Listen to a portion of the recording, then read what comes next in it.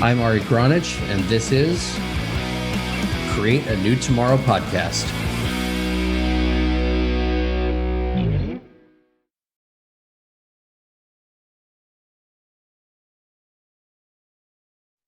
Welcome back to another episode of Create a New Tomorrow. I am your host, Ari Gronich, and today I have with me Shawn Harper, former NFL offensive lineman, and offensive is correct.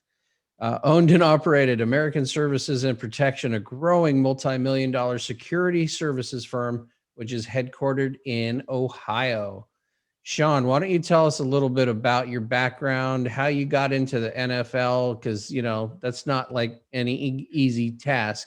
Doesn't just take a big guy, but how you did that and what mindset, et cetera, just kind of roll a little bit on your history.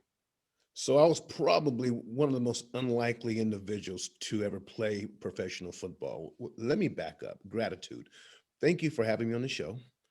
Thank you for this opportunity to share my unique experience, my mindset, and my approach to life and to winning. On to your question, it's just the most unlikeliest route to play professional football. Most athletes, especially nowadays, they're tracked outside of maybe Pee Wee football.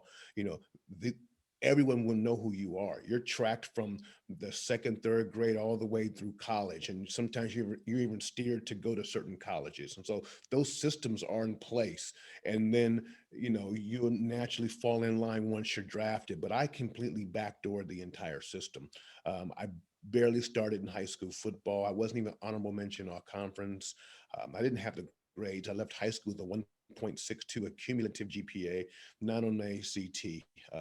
Out of 154 seniors to graduate, my academic ranking was 154.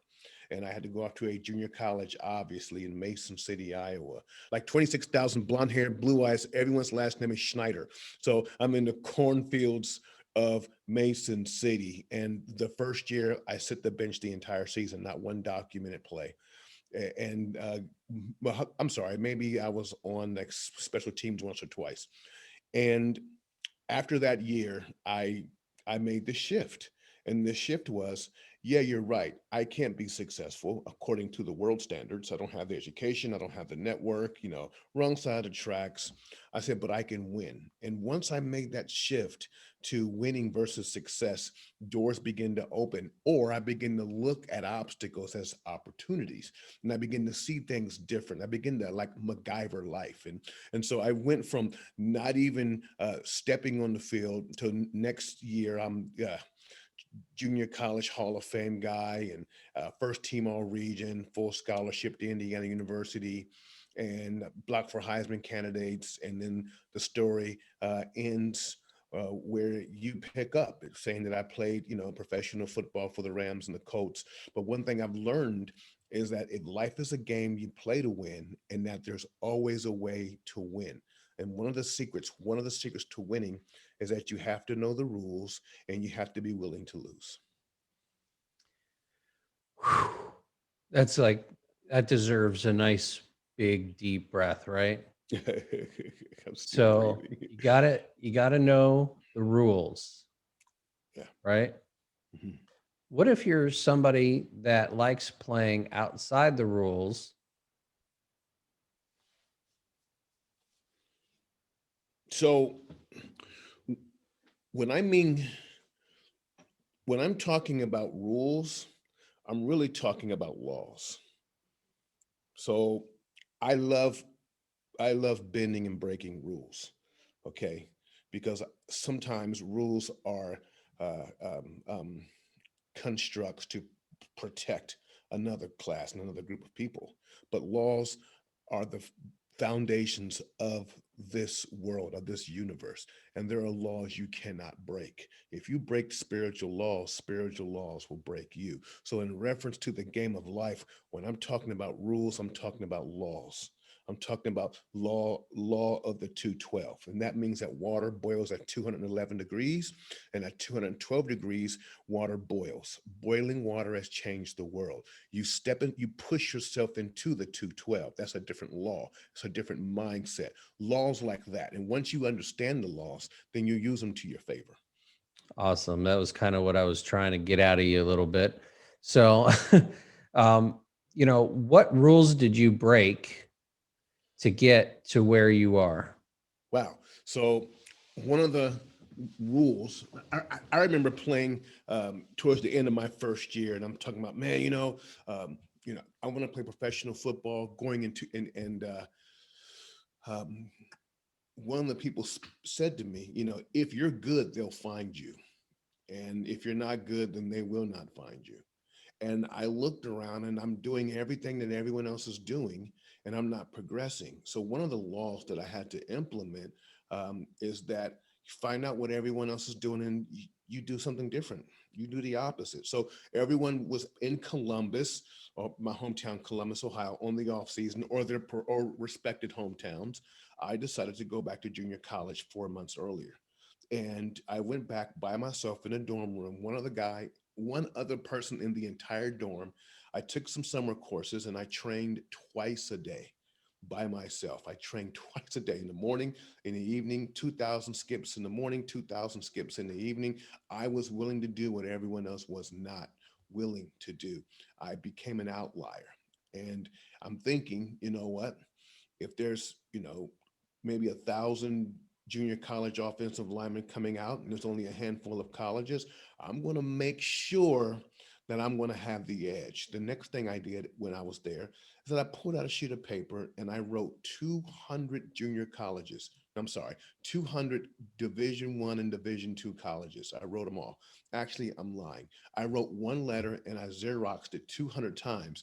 I put their name in and then I signed it, and then I I just mailed it to every single one of them. You know what? The phone started ringing.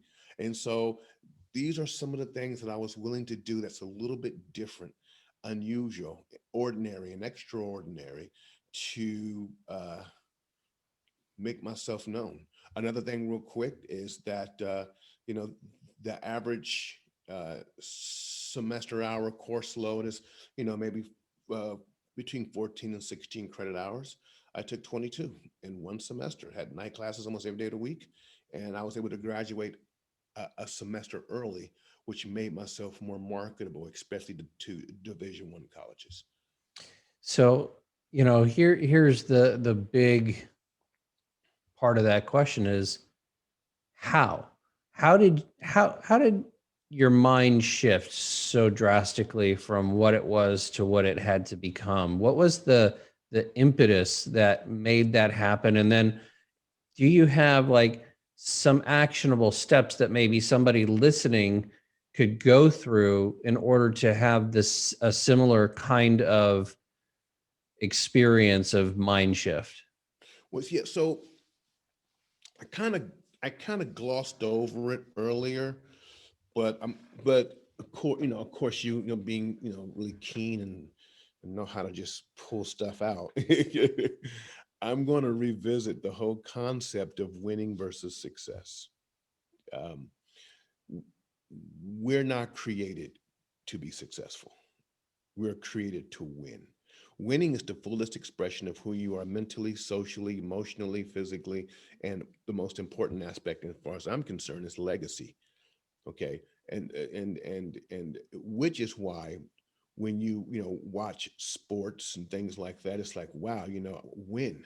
You know, um, if a team lost every single game for the next 5 years, you wouldn't go, although you're a fan, Don't but say you're not going to go. Chicago. The Yeah, yeah, but guess what? You let Chicago win a couple Super Bowls, and you will find ancient artifacts. You will find old jerseys come up. You will find this is the original banner from 19. You would have guest appearances from the 84, 85 Bears. They'll just show up out because people are attracted to winning. In fact, that's a great example. Chicago. You cannot go to Chicago, have a conversation with anyone over the age of 45, and somehow that Super Bowl shuffle team is going to come up. They will deduct reason the entire conversation to that moment because that's the win. Video games, man, we spend so much money. Why? It's because we are attracted to winning. Uh, the casino, billions, winning. In fact, everyone who's listening to me right now, you're one of 2 or 3 million sperm cells. You were the one that fertilized the egg. Winning is a part of your actual DNA. You are a winner. So when you embrace winning versus success, your eyes begin to open and you begin to look at different aspects of life. Like, wait a second. First and foremost, I'm a winner. Like Chicago, you mentioned Chicago Bears. How is it that a group of guys and a big rookie can make a video about going to the Super Bowl and about going to the Super Bowl, winning the Super Bowl, call it the Super Bowl Shuffle, have the audacity to make that song in training camp? Because two things, two things that they had. Obviously, they had the talent, but two things they had. Number one, they had belief. And number two, they created a paradigm. So one of the ways that you can win is that winners is that you recognize paradigms. Everything, most wealth is created when there's a paradigm shift of some sort. And with the Bears, they created a defense. Tobin Ryan created a defense the year earlier. It wasn't perfected. They created the 46 and they kind of messed with it and they unleashed the 46 bear, and no team in the NFL has never seen it, and they could not combat it, and that was their edge. So think about that. Prospering in paradigms is one of the ways in which you can win. 1990, the internet was introduced. Think about all the winners. 1990, all the companies. That was a paradigm shift. Okay. COVID is a paradigm shift. 9/11 is a paradigm shift. I'll give you a paradigm shift that's created hundreds of millionaires and billionaires right now, and that's cryptocurrency. That's a paradigm shift. Crypto is a huge shift, and once you put on that winner hat, you'll look at things like crypto different. You'll look at things like AI different. You'll look at things like autonomous automobiles because you want to make sure that you're on the right side of the track of the win and not on the wrong side of the win. Your body will not allow you to be on the wrong side of the win. So, here's the things that pull out. I'm the kind of guy, I listen for the things that people don't say. And so I read in between the lines, I see the gaps. So you're talking about winning and success being a separate thing. My interpretation of that would go, being a winner doesn't mean beating somebody else, means beating the previous version of yourself. And so a success might look differently to somebody who just beat their previous version of themselves. Like, they may not have beaten somebody else, but if they beat who they were the day before, they're a success and they're a winner. Yes. Success says, according to the world, the think about this. Success is a rule change. Okay. You're successful if you have a lot of money, if you have a lot of status. We'll even allow likes to be considered that of being successful. If you look the part and you have a lot of material wealth, for the most part, you're a winner. Or I'm sorry, you're successful. That feeds right into uh, the elite's pockets right there. The car, the house, all of that. They changed the rules. They shifted the game. They don't talk about relationships all that much. They don't even talk about your health all that much. But they talk about materialism, status, and wealth. That is the determiner of success. And that's why people are so big in production and they're not big on reproduction, which is congruent to who you are. We are created to not only to produce, but to reproduce. Interesting perspective. So, what took you out of the game, I'm not out the game. out of the physical playing of the game? Oh, time. It's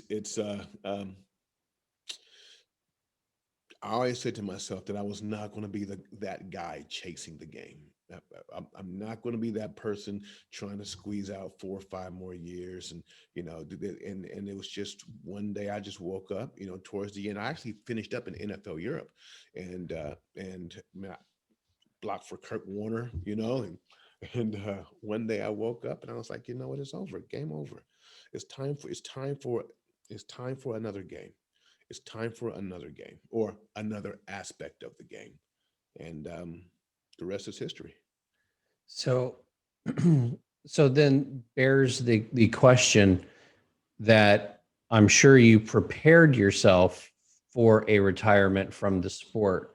That doesn't necessarily happen with most of the athletes. A lot of athletes, at least that I've worked with, they've had the experience of having to retire or being forced to retire either by injury or some means, and having not prepared for that next phase financially or otherwise. So, how did you prepare for retirement, and what would be some suggestions that you might have to other athletes and people in the industry?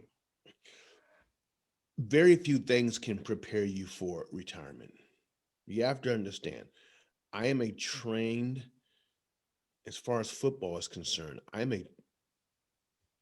was a trained assassin almost. I mean, I've been playing football since the second grade. Football is like that's Sean, the football player. It's your identity. Second grade, eighth, ninth, tenth. The diet. You're used to the coach. Do this and do that. It's just. And then one day, at the professional ranks, one day, bow, it stops, or you stop it.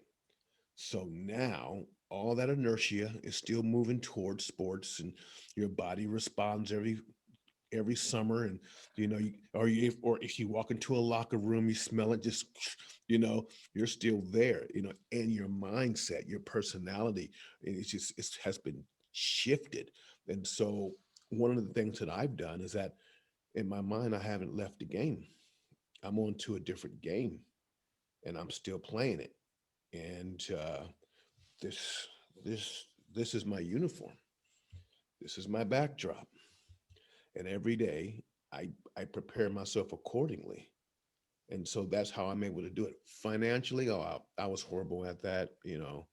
Um, I made a lot of mistakes, a lot of investments. People always come around, professional athletes, like, I got this new, I had a tie company or this company, and no business sense at all. But I was able to take those losses, turn them into mentally, turn them into tuition, and I was able to win from that. And so I I've taken a lot of what I've learned in the corporate world. I mean, as far as the professional world, and I infused it into the corporate world because, unbeknownst to a lot of people, the NFL is probably one of the most successful business models ever. Oh, I mean, that's easy to see. Yeah. So, you've transferred this, but what would you say to the others that are in the sport, uh, Yeah. for ways in which they can avoid as many of those lessons that are harder learned? Learn how learn how to take off the helmet. It's the professional world is so encompassing. It's just, you're here and everyone sees you as the athlete, and it's so intoxicating because you're not Shawn Harper, you're Shawn Harper, the NFL athlete. There's so much to that you have to be intentional to say, hey, this is who I am, this is who we are. What I mean by we are, here we are, this is who, our this is our relationships, this is our marriage. Get away from that la la land and say, let's dig down, let's really check out stuff and who we are and how we're growing and how we're progressing together. Okay, let's strip away everything. So there has to be a couple things that ties you to reality, that ties you to the moment. What's that movie called where the guy always kept like a quarter in his pocket, and it's like, well, it was two of them actually. One was a long old movie called Somewhere in Time, but there was another one, something Tranquility, something Lee. Tom Cruise is in it, I think. I don't know. Yeah, I can remember the line and the way that it Yeah. looked, but I'm So, blanking on the name of the movie. well, so that is one thing that I would always keep one or two things in your life, man, that's personal. That's you. Like if it's your marriage, it doesn't go on social media. It's just this keeps you grounded. And the second thing, which is the most important thing, I think, that you got to have one or two people in your life that will close the door and tell you the truth, that will always speak truth to you. Because you got your entourage, you got the fans, you got the groupies, they're all feeding you and pumping your head up and gassing, even your family, gassing you up. You need that one person. And it's like, you know what? I'm not impressed. Do you know what? This is about to happen. The- Do you remember a guy named Jackie Slater? Yeah, absolutely. Okay. I'm going to tell you one of Jackie Slater's secrets, okay? I Okay. don't think he'll kill me. Audience, Jackie Slater, can you keep a secret, audience? yeah, keep a secret, audience. Jackie Slater played, I think, 20 years professional football. Offensive tackle, number 76, probably one of the best right tackles to ever play the game. He was a man's man out of Jackson State. So, so Jackie, what he would do is he would go through his sets at practice. As the right tackle, your sets have to be perfect, straight up the line. You set too far to the right, they're going to come under you. You set too far from the left, you're going to give them the corner. So your sets have to be perfect. So Jackie couldn't watch his sets. And so after every set, he made me, a guy named Calvin Harris, we should play for the Hurricanes, Daryl Ashmore from Northwestern. We would have to stand behind him, have his water ready, and he would say, with a with a look of innocence that I've never seen, how's my set? How's my line? And every once in a while, Jackie, you're setting too far out. Okay, I'll work on that. Or Jackie, you're setting too far in. Okay, I'll work on that. That is how he played 20 years. That's how he was an all pro, because he had somebody watching his line. Who do you have in your life to saying, hey, buddy, you're out of control? Tighten up. You need that. Absolutely. That that is that's amazing. So let's transition a little bit since you're no longer on the field. You're now in the offices of American Services and Protection, right? Which is a Mhm. security services firm. And how did you switch to security from NFL? Like Okay. what was S- the thinking there? So my brother had a security company and he kind of basically turned it over to me. And that's the long and the short of it. But from a from a psychological standpoint, it's the same. I'm a left guard, left tackle. And so guess what? I'm protecting people. My client's my quarterback. Don't let your quarterback get sacked. It's the same thing. Yeah. Hmm. Okay. What is it that that was the biggest adversity that you've gone through previous to even being in NFL or in college sports? Wow. So I would like to answer that. Uh, I would like to answer that from the outside of Shawn perspective. Are you going to speak in third person? No, but I'm going to tell you the greatest pain and the greatest impact, and I'm measuring that because I'm still dealing with that. And that was the absence of my father growing up. There's something about a daddy, a father, and any men, if you hear me, listen to me, boy, I tell you what, my body, my soul, my spirit misses my daddy. Now, the good news is that he came back to our security company, through our security company, and he was with me for the last 20 years of his life. Every day, we employed daddy. I saw him every day. Loved him. Well, he wasn't always love. There was a lot of hate, hate, hate. Towards the end, it was love. But yeah, he had divorced my mom when I was like 2 or 3 years of age. And my mom raised all six of us by herself on the south side of Columbus, scrubbing floors, you know. But the void of daddy, and I can see it now in my son Caleb, because Caleb is now 18 years of age, and I raised that boy. I was there for him, and I can see so much that he has that I never had. And it's like, wow, you know.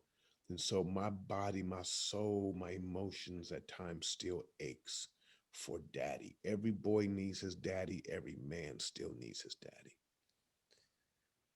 Ooh, wow.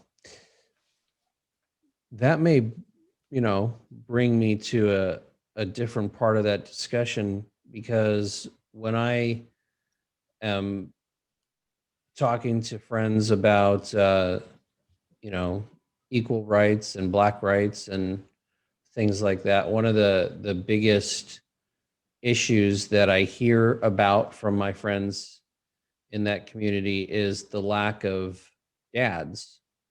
And if you trace back certain people, they might say that that leads back to when trades stopped basically being taught in schools prior to college, and when they attribute it to a time period basically. But what would you say is been the noticeable impact that you can see on yourself and then on any other people in your community? Um, Identity. Your daddy tells you who you are. Your dad gives you that steel pole that goes right into the middle of your soul. It's like, this is who you are, a man. The dad calls the king out of the kid, you know? The dad gives so much. And it's amazing because our society tends and tends tends to promote the opposite. Um, Now, I don't have to talk about, from my perspective, the impact or the devastation of not having a father in the home. All you have to do is go look at the stats. And the stats are overwhelming, even in the crime stats, and even just they've tracked all these matrices. You know, the kid, whether black or white, that doesn't have a father in the home is so many times more likely to go to jail, so many more times likely a young lady to get pregnant, so many more times likely to be impoverished, so many times across all social and economic situations and circumstances against different groups, not races, only one race, human race, but just different groups. It's just plain as day. But what bewilders me is that there's so much is that there's little resources that are pointed towards that. I heard this one story about this kid who wanted to play with his father, and he took this sheet this newspaper, and he tore it up in little pieces because on the back of the newspaper was a world, and he said, if you can put this family back together, you know, son, I'll play with you. He figured he had about a half hour time, little pieces, right? And he came back within 5 minutes. He said, son, how'd you do that? Did your mom help you? He said, no. He said, on the back, dad, there was a world. When I put the world back together, the family came back together, or vice versa. Put the family back together, the world came back together. But you get the point. And so it's like that family nucleus has been broken down. And I believe that it's going to take a group effort, not only from blacks, whites, our entire culture. We have a responsibility of help putting that unit back together. Period. We We have that. I'm not asking for handouts. I'm not asking for, but when you look at our criminal justice system, where it's like 90% African American male, when you look at the disparity in sentencing versus a, you know, Caucasian person versus a Black person for the same crime, hey, we got to take a look at that and say, look, we are no, when you do not give social assistance if a male is living in the house, like really, if you have a man in the house, you can't get welfare. Like, what is that? Okay, you got to take a step back and say, no, no, no, no, no, no, no. We got to put the family back together and stop tearing it apart. And we have to take, as men, take responsibility and to preserve the family and stop perpetuating and break the inertia that's been established years ago. I'm glad that you added the personal Oh responsibility yeah, there to that, because yeah, I'm big on that. that is definitely a thing. But taking into account personal responsibility, what do you think that the original circumstances? Because to me, if we want to solve a problem, we've got to find out the root, which is the initial why, the thing that began it all. So, what do you think was the initial, part of that breaking apart of the family? The initial part of the breaking apart of the family is just that, the breaking apart of the family. Where did that happen? Where where was the family stripped, the ideology or the concept of the family destroyed? So wherever in history that you've had situations or circumstances where they destroyed the family, that is the genesis, or that is the crux of where it began. And so just go back and look and say, okay, ha, there it is. Ha, there it is. Ha, there it is. So I like to be more specific. Yes. And so in trying to be more specific, right? We've Mhm. created a society that relies on both parents to be working 24 hours a day, 7 days a week, just to survive. I mean, I know a lot of families that have two, three jobs between, each person each day. And, men have, I think, a very interesting instinct to be supportive of a family. And when they lose that ability to be supportive, they tend to kind of run, because, at least in my world, it's like, if you're not able to support your family, what kind of man are you? And go on that route of, and then you just kind of, all right, I can't handle being that, so I'm going to just leave. Right. But to me, the beginning would have been when we decided that we needed people to work for their value and make money for their value versus raise their family, which, we don't provide a value for in our culture. And so just an interesting way of looking at it, I think. So what you've said though, or what I heard is that the emphasis and the value has been taken off the family and placed on something else. Exactly. Yes, yes, yes. I hear that. I understand that. Whether it's a white family or whether it's a Black family, It we doesn't have taken, matter. yeah, we have Yeah, taken the emphasis off or the importance off of it, and we've sacrificed it in the name of profit or status. exactly. Which is what I like to talk the most about, is how we incentivize, the things that we incentivize. What's the cause of the issues of the world? The incentives that we decide to create. So in the case of, say, healthcare, we incentivize procedures over results. In the case of agriculture, We incentivize bulk creation of profit over small individual farms, right? So we actually give tax incentives to these big companies that are poisoning the food rather than giving the tax incentives to the organic local farmers, right? So therefore our incentive is profit over people. So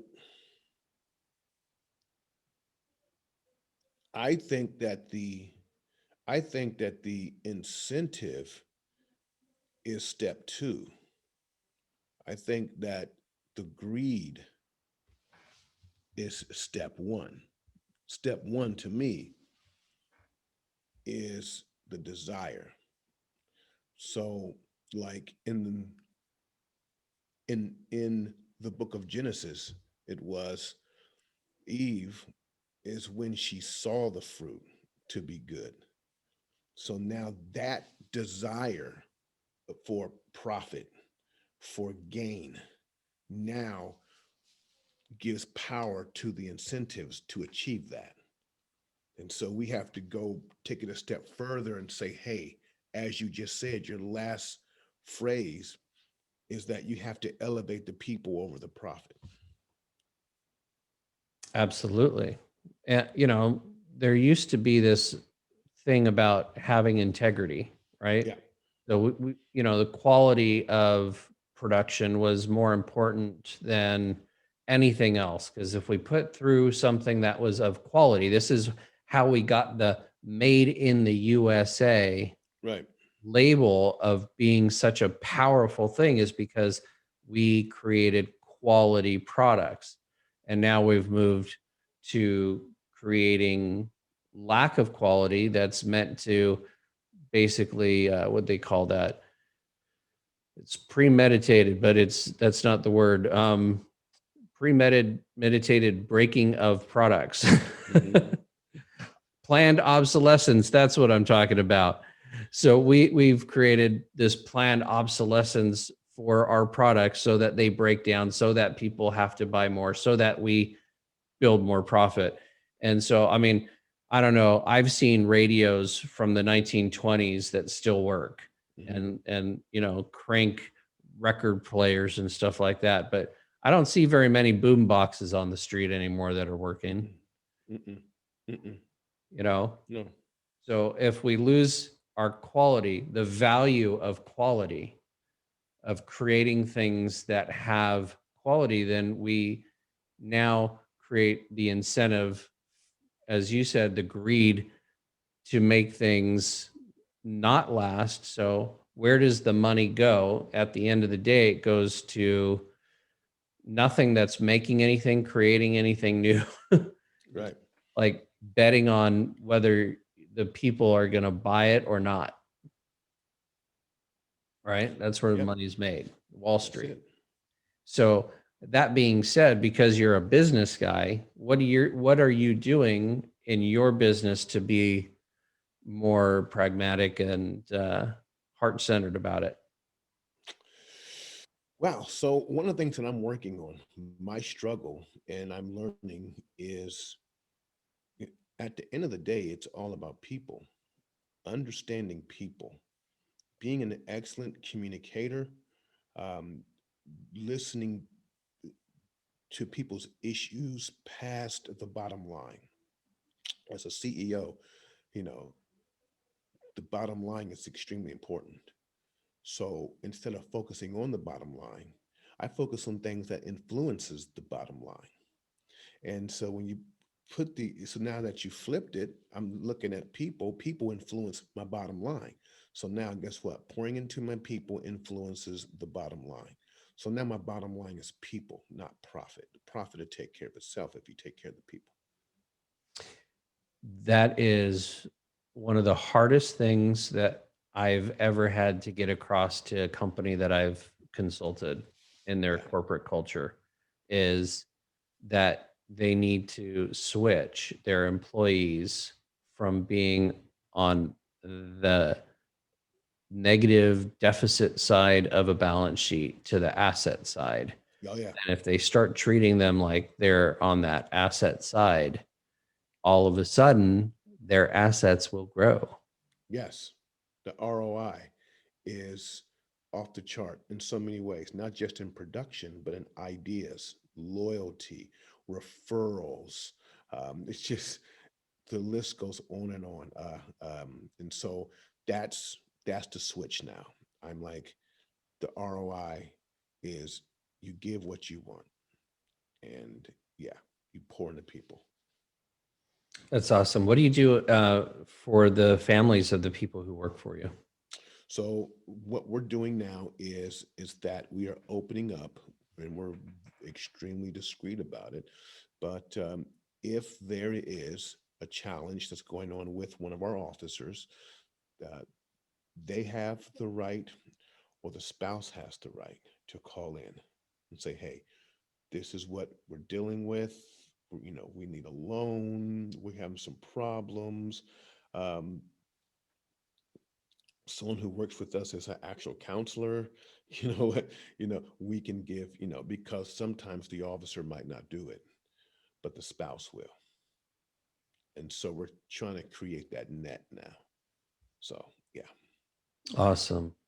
Yeah, one of the things that I like to scream to the corporate heads about is how they take care of their employees, but not just them. They have families that need to Yeah. be taken care of. And then I go a little bit step out and say, okay, so how are you taking care of your local communities? Hmm. What are you doing for the local communities in order to uplift them? And so, do you Yeah. do any outreach in your communities as well?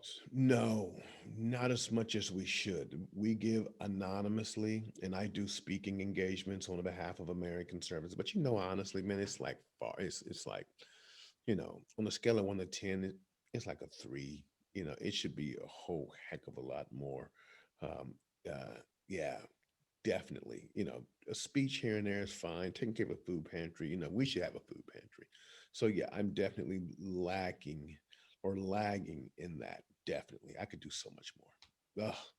Hopefully, I just inspired you to get. Yeah, man, you just you know, like a good coach. You just called me out on that. So you know, it's one of those things. A lot of companies, it's not that they're bad companies or they don't, it's that they don't even think about the possibilities.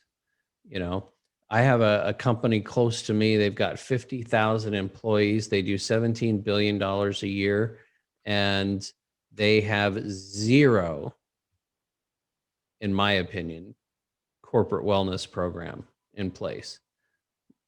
And I look at that and I go, okay, so you have a community of 50,000 people directly. That would make it approximately 200,000 people indirectly, and then another approximately, in their surrounding community, couple 100,000 at least. Like, that's a big responsibility to be shirking. right, but they have a bigger responsibility to their shareholders. So Ah, yeah, so their shareholders are concerned about one word: profit. And as long as at the end of the year, we're making, our billions every single year, everyone is satisfied, and I feel good about myself because that's the metrics in which I'm measured at. However, if there was another metrics or another set to say, no, this company culture, which is huge, the value of your 50-mile radius of that's on you. That school is on you. If that's measured, so now what we have to do is now we have to go in and actually draw up those numbers and say company wide, we are gauged not only on the big number, but we're gauged by these numbers too. This is your win. Not this, not just this, but this, and legacy. absolutely.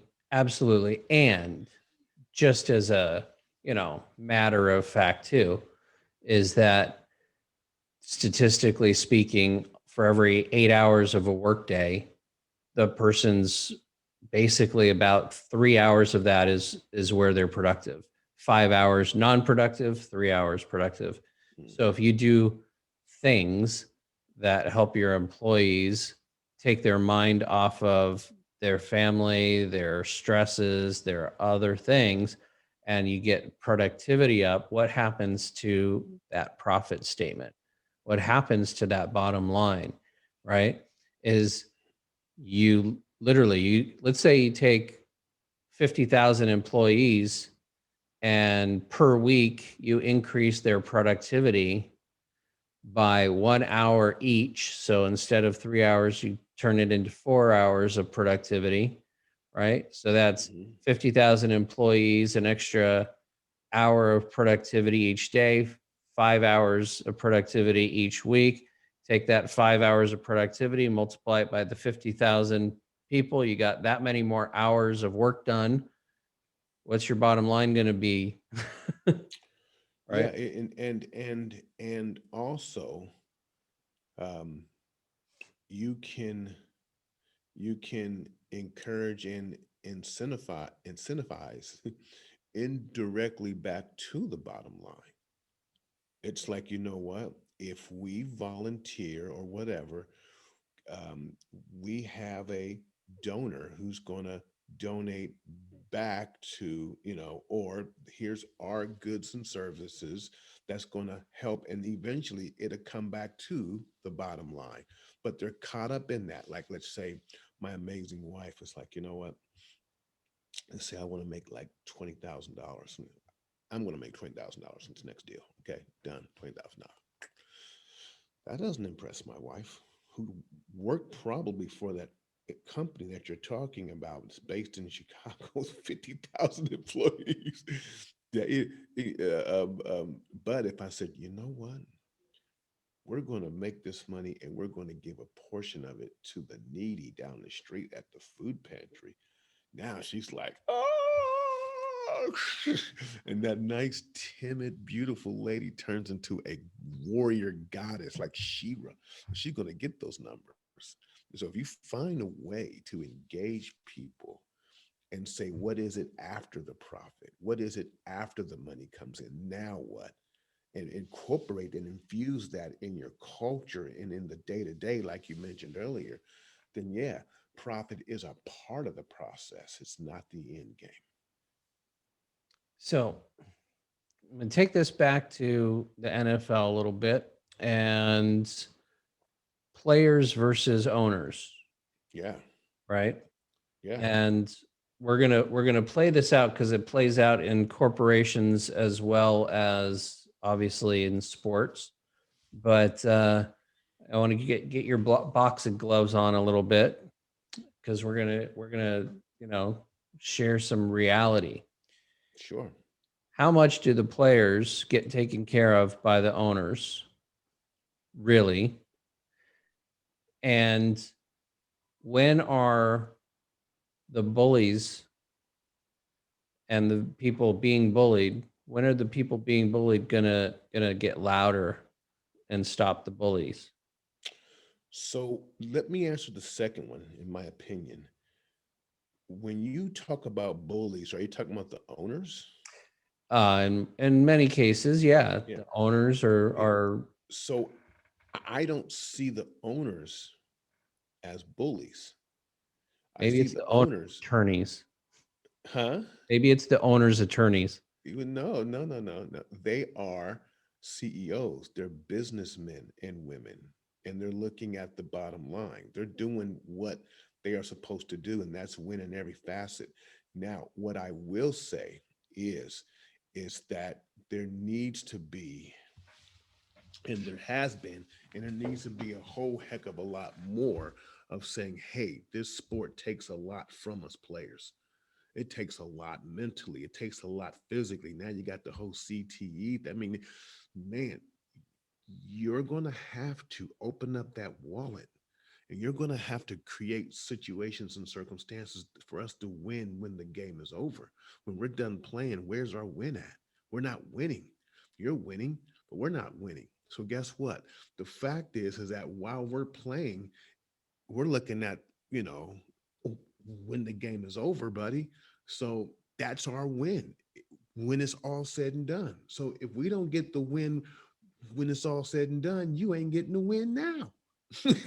so so guess what? We got to come to the table. You got to set a few $1 billion aside of that profit and make sure that we get the win 15 years from now.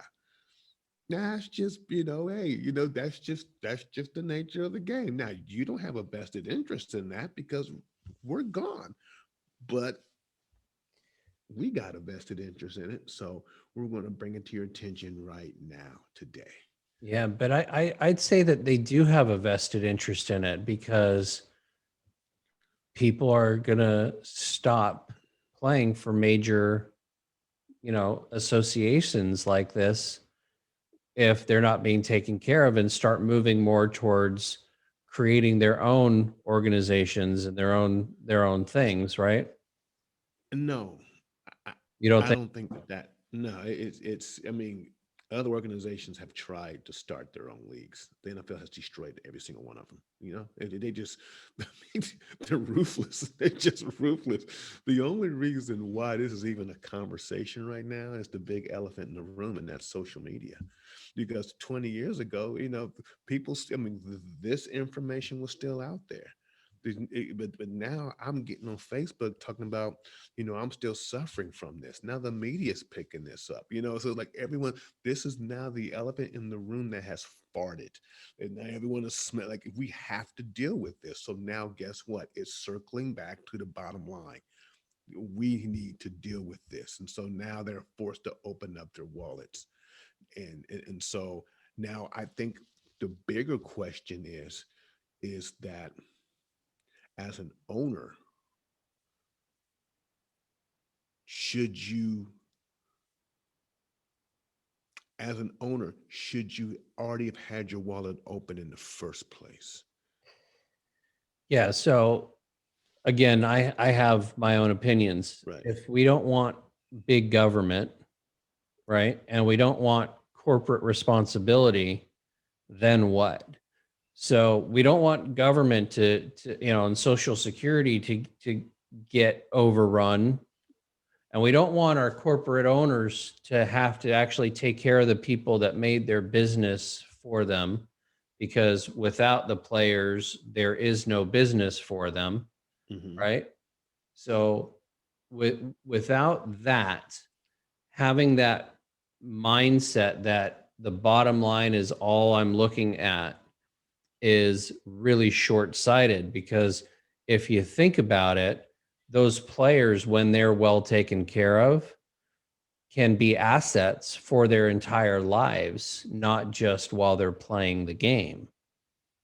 And therefore, doing things that are promoting could be good for an owner's bottom line. But if they're not taking care of their players, why would they want to do something for the team and the owner that hasn't been taken care of?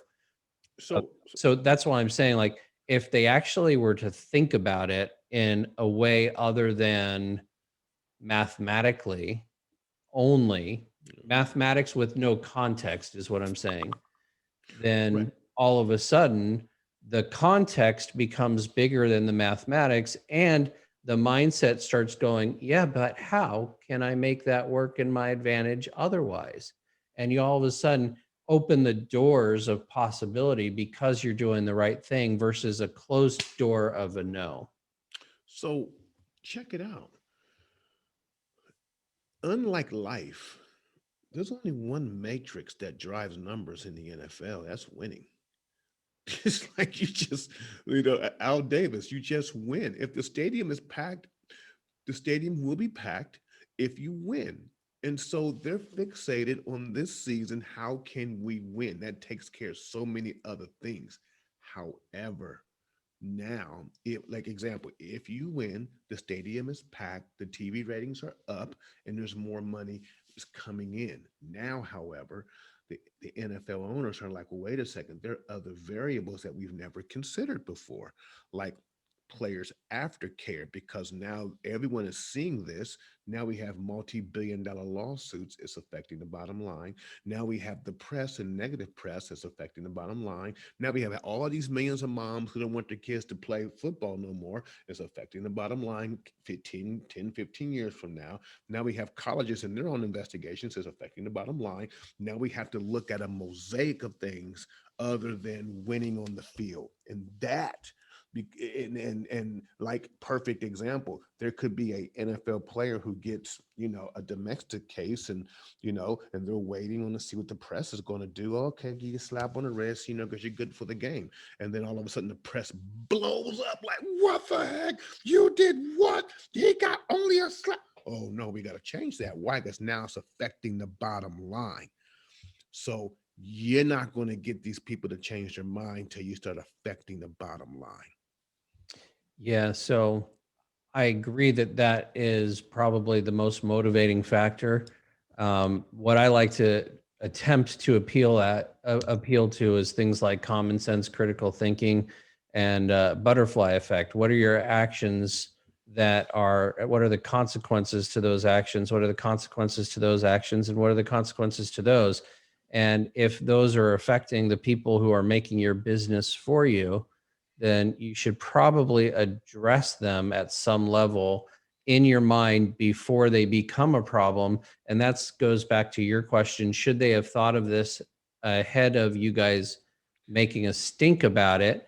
And the answer is yes, if they were thinking far enough ahead to realize that this was going to be a consequence to them not thinking about it to begin with. So check it out. Did you ever watch that movie called? Well, there's a show. I think it's called Undercover Boss, right? Yes. And so it's like, here's the CEO, he or she, they come in and they disguise themselves as an employee, right? And then they work for maybe 2 or 3 weeks. What is the common theme? The common theme is, I never knew they had it this bad. Wow, I got to help out because I feel it. I see it. These guys and ladies are so far removed from the afterlife of the game until social media. They'll hear something here and there. They just moving a million miles an hour. They don't care about that. But now they have to care about that. And you know what? I'm not the moral police. I'm not saying, well, this is how you should be thinking in this, and this is not. No, I'm like, hey, put some jam over here for these players. You just keep doing what you're doing. It ain't my job to change your heart and change your mind. That ain't my job. My job is, though, to make it fair for everyone for years to come. And legacy, winning legacy.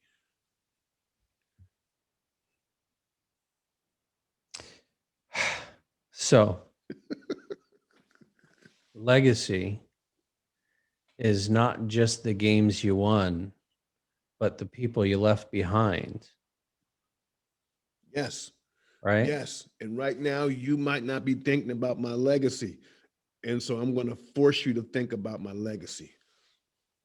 And I'm forcing you to think about your own legacy and the impact that you've had on the people that have impacted you. So, Right. this is the great debate in the world in general right now. And I like to bring it up in these fun ways because, we can go on about, like, do I care about the owners of the NFL? Only in the sense that I've had too many NFL players have to come see me because they were injured and they don't get taken care of by the teams or the people that Yeah. they injured themselves for. And Mhm. so on that level, I have a kind of an invested thing. I want to see the people who are taking care of these players, you know, step up their game, so to speak, so that the players don't have to deal with the injuries quite the same way as they've had to in the past, and will get continuing care afterwards to make sure that they're whole by the end of their career, not just at the beginning of it. Right. I think that Personal.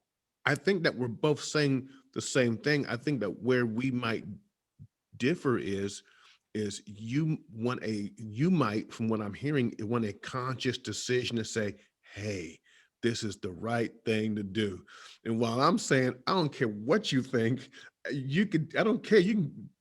We're going to put it in play, a system in play that they're taking care of regardless. Right. And Yeah. I get the doing it in spite of, Yeah. It's right? like, no. Yeah. And are you listening, people? Why what's wrong with being a good person and having integrity and doing the right thing? Mhm. Like, answer that question in a way that isn't just profit over people. Right. Because without people, you have no profit, Right. right? You have no business, you don't have anything. And So that was the entire argument with the labor in the NFLPA. Who matters more, the people? That was their entire argument. We matter more than your profit. right. And I extend that because I have these conversations, like I was saying before, because I extend that same thing to the system of medicine, the governmental systems, the things that we're doing that have nothing to do with getting a good outcome, right? So we treat patients and we don't cure them. Right. Why not? What's the reason for it? Do you have a good enough explanation for not talking about the things that make people healthy? Do you have a good enough explanation? Because I haven't heard one yet. So I want to get those out. And I like being able to use the metaphor of the owners because that's just the truth. What are some of the things that you love talking about when you're giving these talks to people though? Because I know, you talk a lot about obviously the sport and adversity and you're taking business, but what's the main themes? Like give me 3 to 4 main themes of what you talk about in your talks, and then what somebody can actually do with those talks to create a new tomorrow today. I love I love to talk, or the nest that I come from is mind shift. It's different mindsets. It's a lot of people think the way that they think because they have a particular worldview. And that worldview has to be challenged in order for you to win. Let me give you an example of a worldview. A worldview is, you know what, you're going to work your butt off, and at the age of 65, you'll retire and you'll have, and this, and the money will be in the 401k and blah. That's a worldview. That's not accurate because over 90% of people are dead or dead broke by the time they're 65, depending on the government for their primary source of income, over 90%. Okay, that's not an accurate worldview. The worldview up until recently was the best investment is your home. And we know right now, well, I'm gonna tell you right now, unless you got some real estate that appreciates about 10 to 15% a year, your home is not your number one investment. Let's attack the worldview. Like, I'm a emerging business owner. I don't say small business because that's an oxymoron. I'm an emerging business owner. So, you know, I love what they give us. These are the techniques and strategies you can use to grow your business. But I'm taking a step back and I'm looking at them differently now because within 5 years, you know, 85% of all businesses will go out of business. Well, wait a second. If we're all listening to the same thing, I take a shift with our actual educational system. I'm like, you know what? I got a problem with you guys. I need to challenge the mindset that you've been taught with your educational system, that getting a collegiate education with $200,000 student loans is a great idea. It might not be a good idea. So I teach you this: change and shift your mind to win in this game of life. Just like the 46 Bear was a man. Do you know how many coaches were like, this is not fair. What is this? What is this 40? Why all the guys are down? It's a different mindset. And sometimes you got to think outside the box and not get comfortable, because if you're not careful, your comfort zone will become your casket. Okay, so that I'm just gonna do the mic drop on that one. Hold on.